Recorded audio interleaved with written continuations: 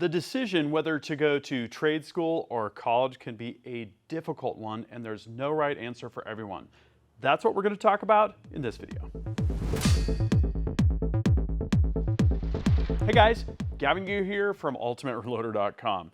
Trades have treated me really well over the years. When I was in high school, my dad taught me to run printing presses, and it was awesome to earn approximately twice as much as my friends that were working at Denny's and other entry-level jobs. Later in high school, I had just this burning desire to learn how to paint cars. I called every body shop in the whole area, got a job as a prepper, worked my way up to painter, and just had some really amazing experiences painting cars. And lately, when I've been doing Cerakote, a lot of that background and a lot of that skill has transferred directly. Currently, I'm gunsmithing, and I absolutely love building custom rifles. So you might be sitting there thinking, is it better to go to college, or is it better just to enter a trade? I actually did both, and I feel like it's a very personal decision, and the most important thing is to pursue your passion. So this video is brought to you by the Colorado School of Trades. They have been very helpful in helping me to understand exactly what opportunities there are out there in gunsmithing, and it's been really awesome to see how they work with students, all of the different components that they have in their program. If you want to know more, go to schooloftrades.edu or call 303-233-4697. Okay, so what makes a great career? There's really three things that you want to look at. Is this something that I have a passion for? Is this what's going to get me out of bed? Second, is this something that I'm good at?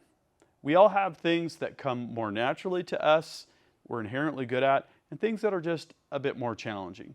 And you really want to think about what skills come naturally to you, things that you're going to stay interested in, things where you're going to find your groove, right? And the third aspect is it profitable? If you are really passionate about art history and you're really skilled at telling historical tales about art, but there are no jobs, that's not going to be a really great fit. If building custom rifles gets you out of bed in the morning and you're really good at it and have the patience that very few people have to do really exceptional work, that's going to pay huge dividends, and that could be a great career. So at a high level, let's look at what college looks like in terms of career pathway and what trades look like in terms of career pathway. And these are just general guidelines. There are always different paths and different avenues to take. I started in community college, took some time off, and then finished at a state school for mechanical engineering. Some people learn how to do a trade on the job and they don't go to trade school. Maybe it takes them a little bit longer to get to where they need to be. Some people go to trade school, go directly into a great paying job, right? So if you go to college, you're more likely to get what I would call an office job or a knowledge worker job. When I graduated with a mechanical engineering degree, I went to an air-conditioned office, and a lot of the work that I did involved using my mind as the playground, the engineering background, the math, software engineering principles, and some things like that. I worked at Microsoft for 17 years, and that was great. A lot of people, when they are in an office job or work as a knowledge worker like an engineer, for instance, might want to develop a product, might want to start their own business, might want to patent some things, that sort of thing. So starting a business is kind of a natural progression, and I have several friends that sort of graduated from that office job or knowledge worker domain to entrepreneurship like I have. Okay, the second pathway we're going to look at here is the trade school path. You go to trade school. The good thing about trade school is it's pretty short in duration. You're getting very focused and targeted skills. You go to a trades job, and you can either, work in a trade for 30, 40 years. There's multiple options with that. You might find at the end of the day, if you learn how to build custom rifles at a gunsmithing shop, you might want to start your own rifle building shop. And what's good about that entrepreneur track for a trades person is the fact that you can really make a lot of money if you're good at business. Within your tradesman job, you could become a lead. You could run an entire shop. If I can find the right person to run my shop, that person is incredibly valuable to me because they're making me money and they're freeing me up to do something else. Like, for instance, going deeper and more broad with Cerakote, for instance, and getting gunsmiths to chamber rifles. Okay, so let's look at college. And I've kind of broke this down into three different options.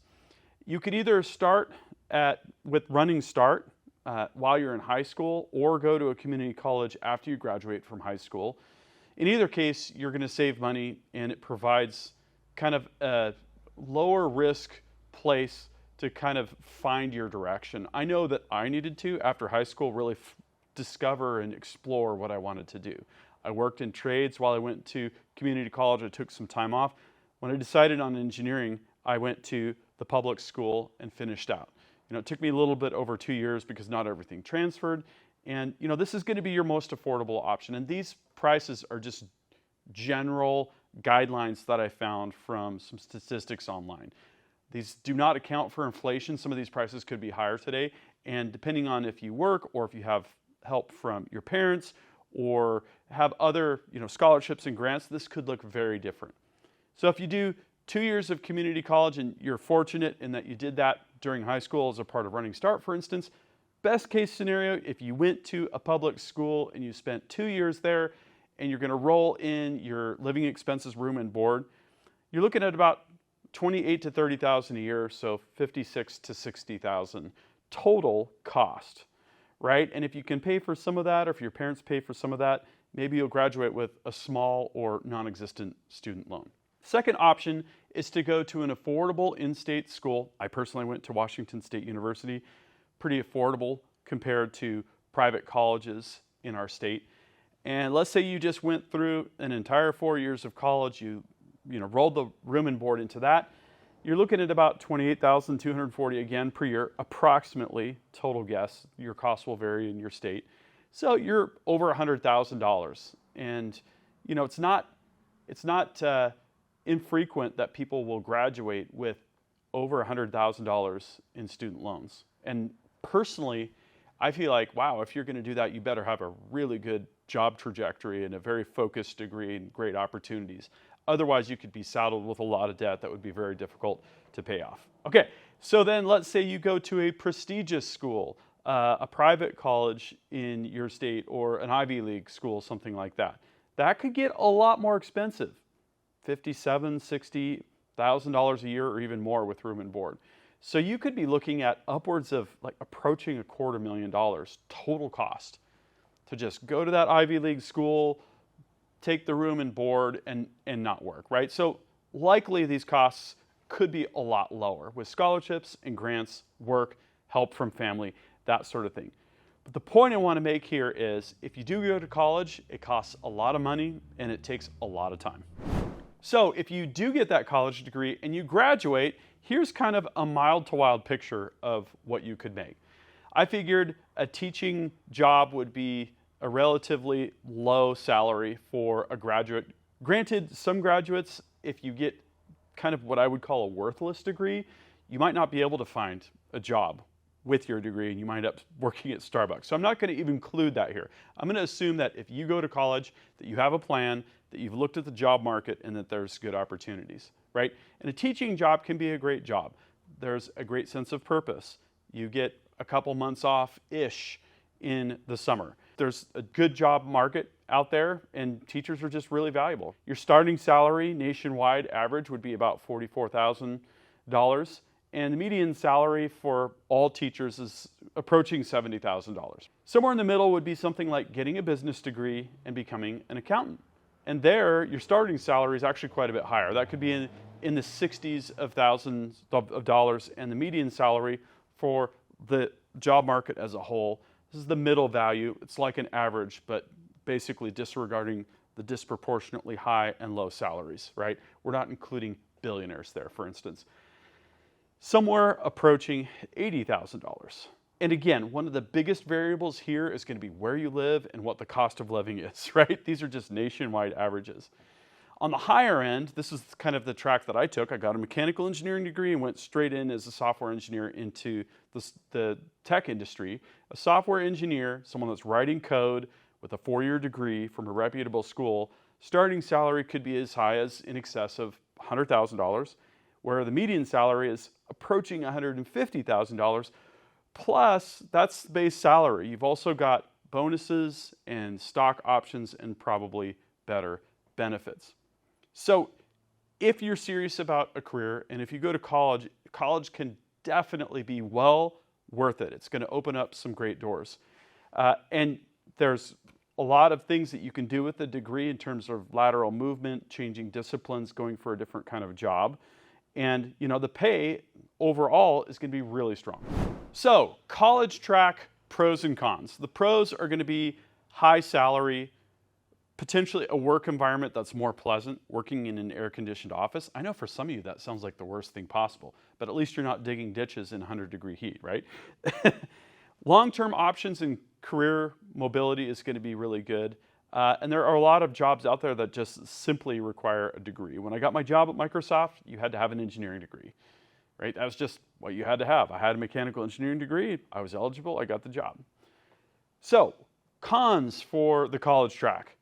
The average student loan duration, this is horrible, is 21 years. So someone graduates, they hold a loan for 21 years. That's a burden that they're going to have while they're potentially trying to buy a house, potentially trying to start a family, and making their way. And I know for myself, I carried student loans for probably more like 10 years, and it was a real drag. It was worth it for us, but it was a drag. The upfront cost is huge for college. It is a complete 4-year time investment. It's simply not a good model for everyone. There are a lot of people that will go to college and just feel like, hey, you know what, this is just not for me. It's not clicking, it's not working. I don't feel like this fits for me. And that's okay. I will say, having worked in the tech industry for 17 years, I had times where the corporate politics were a bit ridiculous, and I got totally saturated and tired of that. So what about trade school?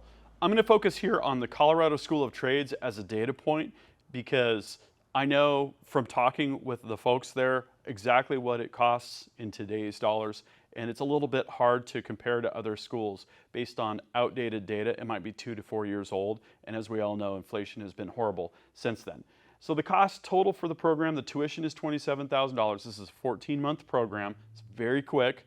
The tools and extras add to create a total of $32,150. That would be plus living expenses. But keep in mind, it's 14 months, it's not 24 months, and it's not 4 years, right? So that helps quite a bit. If you graduate from Colorado School of Trades, you will have an Associate of Occupational Studies degree in gunsmithing, right? That is a substantial line item on your resume. That is a foundation upon which to build a career. You'll have a complete project rifle, you'll build the stock, you'll chamber the barrel, you'll put it all together, you'll blue it, you'll bed it, and have this rifle that you built as a portfolio piece and as a keepsake. This is going to be something that is an heirloom to you. And you'll also walk away with about $5,000 in tooling. And I actually have the full list here. So pause the video and read through this list if you want to see everything. The Cliff's Notes here are, you're going to have all of the basic tools that you're going to need for a wide variety of gunsmithing activities. And that's going to be a great platform to build your career on, along with this associate's degree. So when you graduate, what do gunsmithing jobs pay? Well, the pay is all over the map, and again, it's hard to compare a state where the minimum wage is $7.50 an hour to a state like mine in the state of Washington, where I believe the minimum wage is over $15 an hour now, and cost of living is proportionally super, super high. But I took a couple gunsmithing jobs here that I found online from a quick search. One of them was in Arizona, $22 to $26 an hour. They wanted multiple years of experience for that. In Chandler, Arizona, it looks like you can get a 1-bedroom apartment for about $1,500 a month. Fairly typical, I would say. Not a super cheap state, but pretty decent pay there. Then I found in a more expensive area in the San Francisco area, in Camp Parks, California, a $39 an hour job, which equates to $78,000 a year. But a 1-bedroom apartment in the San Francisco area can be upwards of $3,000 a month. So what you're going to want to think about is, where is there a good job market, and how much am I going to make, but what does that really translate to, net income after expenses per month based on the cost of living in the area that you live in, which varies widely, hugely. So the primary factors for a gunsmithing job are going to be location, your experience, your motivation, and your aptitude and skill. And if you have those things going for you, you're going to rise the ranks quickly. So what does that look like? What do the long-term opportunities look like if you went to a trade school like the Colorado School of Trades? Well, the red bars here represents just getting into a gunsmithing job and just continuing chugging along in that job for 5, 10, 15, 20, 30 years, however many years.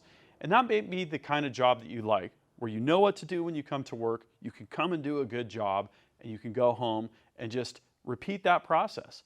Get good at something and just do that something, right? If you want to earn more money, then look at bringing more value to the business where you work. So it could be becoming a lead of multiple gunsmiths or multiple Cerakote coatings applicators in that department where you work. It could be running an entire gunsmithing shop. Like I said, if I can find someone here to run the operations and to run lathes and mills, that person is incredibly valuable to me. More valuable to me than someone that's loading material in a CNC machine and pushing go, right? So think about it through the lens of your employer, and that will help you strategize how you can provide more value, and that means putting more money in your pocket. The biggest opportunity for graduates of the Colorado School of Trades or other trade schools is to become a business owner. If you become a subject matter expert in the firearms industry, for instance, and you want to offer a service to someone, or you want to come out with an innovative product and manufacture that product, that's where things are really unbounded. Instead of looking at a $70,000 salary per year, you could be looking at millions per year. So really, being a gunsmith and being a trade school graduate is a great place to be because the opportunities are broad and they're deep. So wrapping up some pros and cons for trade school. The pros are it's a shorter time investment compared to college. Quite a bit more. It's hands-on, it's practical skills, it's very much targeted at getting you into a job where you have a very specific job function and provide specific value. There's also smaller class sizes and a great culture. Cons would be, in some cases, there is a less broad job market. If you have a college degree in business, there's kind of a plethora of different jobs that you could potentially end up in. Typically with the trade, you're looking at a more focused job industry, but in a lot of cases, there are a lot of great jobs within that particular industry. You just have to think about where it is that you want to end up. Financial aid is more of a challenge with trade schools. I'm not an expert on that, but that's something to investigate. And also, the pay can be more limited than with a college degree. So let's come back to owning your own business. This is really my passion. So if you're a sole proprietor, I just want to work through what this could look like for you within, say, 5 years. Say you've got specialty work that you can bill. Say that hourly rate is $90 an hour, right? This is your rate for the duration that you're specifically working on a customer's firearm or working on a product. And say you have approximately 6 billable hours per day and a couple hours and maybe staying after work to do all of the administrative work that owning a business requires, right? That's $12,000 a month gross. And then you factor in expenses, right? Rent could be, say, $2,000, minus 50% higher than that, just to give you a data point. Utilities and services, your internet, your garbage, electricity, water, sewer, all that stuff, say that's $600, a couple hundred a month in insurance, mine is quite a bit higher than that. Supplies could run you $800. B&O taxes in your state, in other words, you make certain number of sales and there's a certain percentage of that goes to the state. Say all your expenses, approximately $4,000 a month, could be higher or lower than that. Plus, you have to think about upfront capital, right? Machines, tools, your website, software platforms, inventory, furnishings, and retail, right? I would estimate that typically for a legitimate brick and mortar store to be $100,000 plus. For a gun shop, that can be more like $500,000 to $1 million easily because you need a lot of inventory to have a retail shop, right? And guns are lower margins. Accessories and supplies can be really high margin, right? But they kind of go together for the customer. Things to think about and things to research. In terms of time that you can bill for versus time that's just overhead for running your business, 60 to 80% on average of hours worked are billable as a sole proprietor, right? So you might have 20 to 40% of your time that's just talking with customers on the phone, paying bills, all of accounting, running payroll, all of the things that it takes to run a business, right? So for this example, assuming that you took no time off, your gross profit before income tax is about $96,000 a year.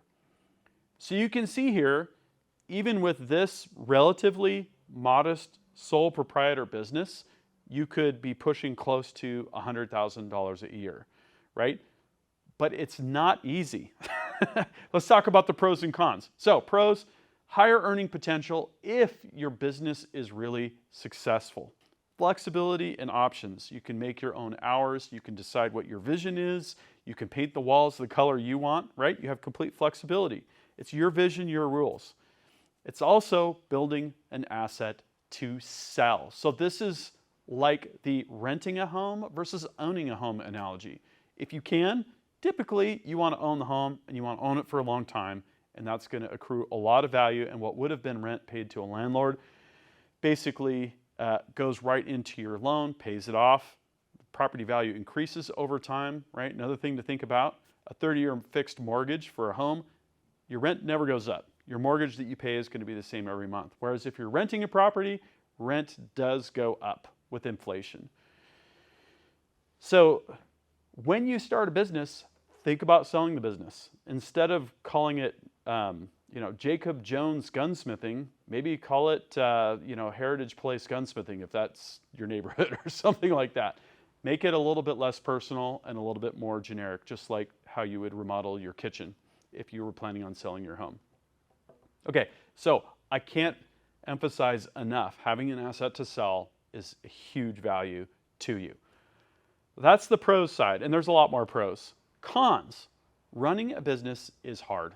I'm going to skip to the statistics at the bottom there. The small business failure rate, in the first year, 20% of businesses fail, right? They might still have cash padding at that point. In the 5th year, half of businesses fail, and by the 10th year, 65% of businesses have failed. That's from the Bureau of Labor Statistics. Running a business is hard, but a lot of businesses fail. But you don't have to fail. What you need is a solid strategy, and you need to understand the key factors to having a successful business and building a successful business. And then you'll succeed, right? And get help where you need it. So running a business is hard. There are huge upfront costs. Initial workload is very high. You might be working 7 days a week, 10 hours a day, or more to get your business off the ground. But it is an investment. Finally, risk, risk, risk. The market can soften. Regulations can become really, really burdensome, which they have become in my state of Washington. Read HB 2118 to know more about that. I'm dealing with that right now. There are a lot of things that can happen that you don't plan for. Employees quitting, right? A tree falling on your shop, burglary. There's just the economy. There's a ton of things. Elections. It's a very volatile industry that we work in, but it's also an industry of huge opportunity. So those are kind of the pros and cons of running your own business. I personally wouldn't have it any other way, but I do feel the pressure of some of these factors on an ongoing basis for sure. Okay, so in the end, this is really all about following your passions. What I want for you is for you to find a job that does get you out of bed in the morning, that you can't wait to get to, and time flies while you're there, and it's like, oh wow, it's already quitting time. Imagine that. That is a really, really good feeling, and something that is going to help you achieve your financial goals. Making good financial decisions and having a good paying job really go hand in hand. So just know that you have options, right? And ultimately you have control of your own destiny. Knowing yourself and your abilities. I have abilities at the lathe that I don't have in my accounting department, and I pay an accounting firm to do that work for me. I know I don't want to do it. I know I'm not good at it. I don't have the background and knowledge. I'm going to outsource that, right? Also, balancing the near-term and long-term trade-offs of your career. Less cost, less time to go to trade school, right into a job. That's awesome. Or if you want to go the college track, more time spent up front, more money spent up front, potentially different and potentially better opportunities down the road, right? Finally, the most important thing is think creatively and be scrappy. Where you can, take the path less traveled, right? There are all sorts of things that you can do to expedite your career path and to lower the costs and potentially lower the time of getting to where you want to go to. If you can, find someone to mentor you. Find someone that has become successful that can help you avoid the pitfalls and can help streamline your path to success. So, lots to think about. What I'd really like to hear from is you all about the decisions that you're making or have made. You know, did you go into a trade? Are you glad that you did? Did you go to college and are you glad you did? Did you do both like I've done? Drop a comment and let's start that discussion. Don't forget, this video is brought to you by the Colorado School of Trades, schooloftrades.edu, or call 303-233-4697. What I would encourage you to do if you're at all curious about the Colorado School of Trades is to go there. They will take you on a tour. You'll get to walk through the shop. You'll get to meet the students and the faculty. You'll see what happens there hands-on. It's a really cool place. I've been there and I've watched students come through for the tour, sometimes with their parents, and it's really cool to see their eyes open up and just take it all in. It's really, really awesome. So again, schooloftrades.edu, 303-233-4697. Thank you for watching. That concludes this video, and that means it's time to wrap it up. I hope you enjoyed this video. Don't forget to like and subscribe. Also, we're on Facebook, YouTube, Rumble, where we've got unrestricted content, and Instagram. Make sure to follow us on all those channels. Ultimate Reloader also has a commercial solutions division serving law enforcement, the military, and the gun industry. We have some unique capabilities, including a comprehensive suite of recoil testing and evaluation capabilities, trigger profiling, and more. If you're interested in custom rifles like what we build here on the channel or gunsmithing services, you're going to want to go to rifles.ultimatereloader.com and get on the wait list. If you want to learn lucrative gunsmithing like what I show here on the channel, including building custom rifles and Cerakote plus a whole bunch more, you're going to want to check out the Colorado School of Trades, schooloftrades.edu. Thanks again for watching.